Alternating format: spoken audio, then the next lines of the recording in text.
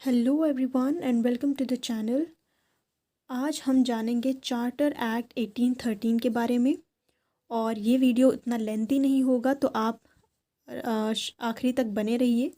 और चलिए बिना किसी समय को गवाए, बिना ज़्यादा समय गवाए, हम लोग चार्टर एक्ट 1813 को पढ़ते हैं। तो first of all, charter act 1813 ये था कि company's charter was presented to the British Parliament every 20 years for review. Company's charter was presented to the British Parliament, हर 20 साल के बाद के अंतराल में चार्टर एक्ट जो है ब्रिटिश पार्लियामेंट को प्रेजेंट करती थी कंपनी। और क्या हुआ कि इन 1793 जब ये प्रेजेंट किया गया for review, then a member Robert Wilberforce supported the Charles Grant. जब एक बार 1793 में इसको रिव्यू के लिए भेजना था चार्टर को कंपनी के पास, तो उन्होंने क्या किया कि रॉबर्ट विल्बरफोर्स सपोर्ट किए चार्ल्स ग्रांट को। और आइडिया उनको अच्छा लगा क्रिश्चियन मिशनरीज़ का, जिन्होंने कहा कि हमें अपना एजुकेशन यहाँ पे प्रोपेगेट करना है और हम कुछ इसमें चेंजेस लाएंगे। और फिर इन्होंने क्या किया कि वो आइडियाज़, क्रिश्चियन मिशनरीज़ के जो आइडिया थे, जो उनके थॉट थे, उनसे वो प्रभावित हुए। और उन्होंने एक उस चार्टर में इसको भी ऐड कर दिया कि हम लोग चाहते हैं so that the European Christian, और इनका मोटिव क्या था कि यूरोपियन क्रिश्चियन मिशनरीज़ और teachers going to India for spread of Christianity and education be given facilities. चाहे वो बुक को चाहिए होगा या उनके लिए बिल्डिंग्स तैयार करना, या जहाँ पे उन्होंने जहाँ पे उन्हें पढ़ाना है वहाँ पर चाहे उनके सुविधा देनी हो, तो ये सभी चीज़ें के लिए उन्होंने उसमें कहा कि हमें चाहिए। फिर क्या हुआ कि आफ्टर डिबेट, वहाँ डिबेट हुई और रॉबर्ट विल्बरफोर्स का जो प्रपोज़ल था उसको रिजेक्ट कर दिया गया, वो नहीं माना गया। However English missionaries continued to demand it under the leadership of Charles Grant. तो उन्होंने इंग्लिश मिशनरीज़ ने कंटिन्यू किया, डिमांड किया it for the leadership of Charles Grant. जब चार्ल्स ग्रांट का लीडरशिप आया तो वो लोग कंटिन्यूसली उसको डिमांड कर रहे थे कि हमें क्रिश्चियनिटी को प्रोपोगेट करना है, हमें फैलाना है, और एजुकेशन जो हम लोग को दी गई है वो एजुकेशन हम इंडियंस के लिए भी लाना चाहते हैं। लेकिन क्या हुआ कि 20 साल बाद 1813 में 1813 को company's charter was once again presented to the British parliament for review and this time accepted. इस बार क्या हुआ, उसे एक्सेप्ट कर दिया गया जब कंपनी का चार्टर एक बार फिर से प्रेजेंट किया गया। किसके अंडर में?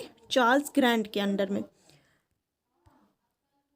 The following 3 provisions were added to the charter act. अब जब वहाँ से आया, रिव्यू किया गया, तो उसमें 3 प्रोविजंस जो है ऐड किए गए।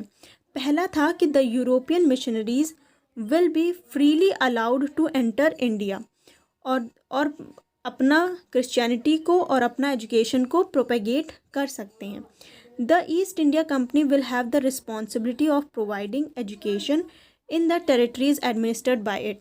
तो किसकी रिस्पॉन्सिबिलिटी होगी? ईस्ट इंडिया कंपनी की, उनकी रिस्पॉन्सिबिलिटी होगी ऑफ प्रोवाइडिंग एजुकेशन। जो टेरिटरीज़ उनके अंदर में आती हैं, जो वो एडमिनिस्टर करते हैं, उनकी रिस्पॉन्सिबिलिटी होगी कि उन्हें एजुकेशन मिले, उन्हें शिक्षा मिले।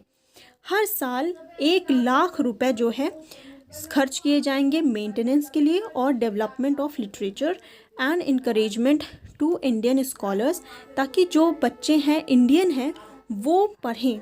इंडियन स्कॉलर्स और teaching of science to the people living in those territory, और जो टेरिटरीज़ उनके अंडर में हैं उनको इंडियन स्कॉलर्स तैयार करना, और इंडियन स्कॉलर्स को अपनी एजुकेशन देकर, अपनी शिक्षा देकर उनको तैयार करना और उन्हें साइंस मतलब पढ़ाना, लिविंग इन दोज टेरिटरीज़। तो ये सारी चीज़ें थी, 3 था।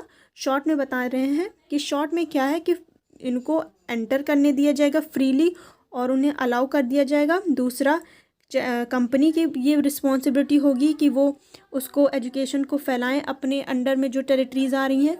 और तीसरा 1 लाख रुपए जो है खर्च करा जाए में लिटरेचर को डेवलप करने में और उसका मेंटेनेंस करने में कि उनको दिया जा सके। ठीक है, फिर उसके बाद नेक्स्ट है कि this charter had the following, और हर की कुछ शॉर्टकमिंग्स हैं, उनकी कुछ जहाँ पे वो नहीं अच्छा परफॉर्म कर रहे हैं, कि ये था कि there was no indication regarding the form of education and medium of instruction in the charter, कि किस उससे वो लोग किस मीडियम में इनको एजुकेशन देना रहेगा इंडियंस को, ये चीज़ उसमें नहीं मेंशन थी। दूसरा था कि आर्टिकल 43 वाज डाउटफुल, और उनको ये नहीं समझ में आ रहा था कि literature by literature some scholars meant Indian literature, और कुछ लोगों को लगा कि वेस्टर्न लिटरेचर। तो कौन सा लिटरेचर के बारे में बात हो रही है, ये चीज़ नहीं कंफर्म हुई। तो नेक्स्ट अब हम पढ़ेंगे बाद में, और चार्टर एक्ट के बाद मकॉलिस मिनट। आप प्लीज़ इसको लाइक कर दें और शेयर ज़रूर कर देना प्लीज़, क्योंकि ज़रूर फॉर्म ऑफ मोटिवेशन यूज़ होता है। तो प्लीज़ आप इसको लाइक कर दीजिएगा। और ठीक है, तो फिर पढ़ते रहिए, मुस्कुराते रहिए और जीवन में आगे बढ़ते रहिए। धन्यवाद।